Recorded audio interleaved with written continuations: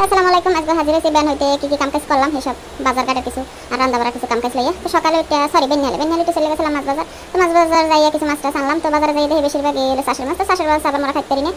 তো আর কি আর করা, তাই জন্য লইয়েছিলাম কিছু ছোট চিংড়ি মাছ আর বড় চিংড়ি। তোমার বরিশালের আবার ওই যে চিংড়ি মাছ ছাড়া কোনো সবজি মবজি রান্না খাইতে পারি না। হাকুতে যাই রান্না চিংড়ি মাছ লাগে, সেই জন্য চিংড়ি মাছটা সবসময় কিনে রাখা লাগে। লগে লইয়েছিলাম বড় কিছু রুই মাছ, যেহেতু পোলা গুঁড়া গাড়ায় আবার ওই যে ছোট মাছ খায় না। তো গুঁড়া গাড়া লাগে যে মাছ কাটতে দিয়ে সব পরিষ্কার করে ফ্রিজে ঢুকাইয়া কিছু রুই মাছ দুপুরে করে বাইজা নিলাম। যেহেতু আমরা বরিশালের মাছ কিন্তু আবার যে মাছ জল রান্না খাইতে পারি না, এটা আসলে মোকে একটা অভ্যাস। মোরা মাছ সবসময় এরকম হলুদ মরিচ পেঁয়াজ মশলা দিয়ে হালকা তেলে বাইছে এবার এরকম দুপুরে করি। তো পেঁয়াজটা প্রথমে কষাই টসাই নিয়ে এর মধ্যে হলুদ মরিচ লবণ আদা রসুন আর হালকা দিয়ে দিলাম জিরার গুঁড়ি। তো দিয়ে ভালো করে কষাই দেখালে মশলাটা যে তেল কালে উপরে বাইসে উঠছে, সেই সময় দিয়ে দিচ্ছি কিছু জোশটা আসলে আপনারা কেটা বোঝেন, বরিশালের মানুষ যারা আছেন হ্যাঁ আসলে বুঝবে যে তরকারিতে কোন জোশটা দিলাম।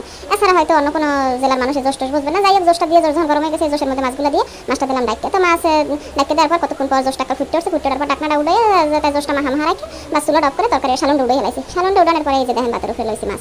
তো মাছের কালারটা কি সুন্দর হয়েছে মাশাআল্লাহ। তো মাছের কালার দেখে তোমার কাল পেট ভরে গেছে। আর লগে তো আরো তরকারি আসলে উশি আর মূলা চিংড়ি মাছ আনছিলাম। তো এই যে দেখেন মাছের কালার। তো আলহামদুলিল্লাহ আজকে এই দিয়ে ভাত খাইছি। আর এই জোশ জিনিসটা আমরা কেটা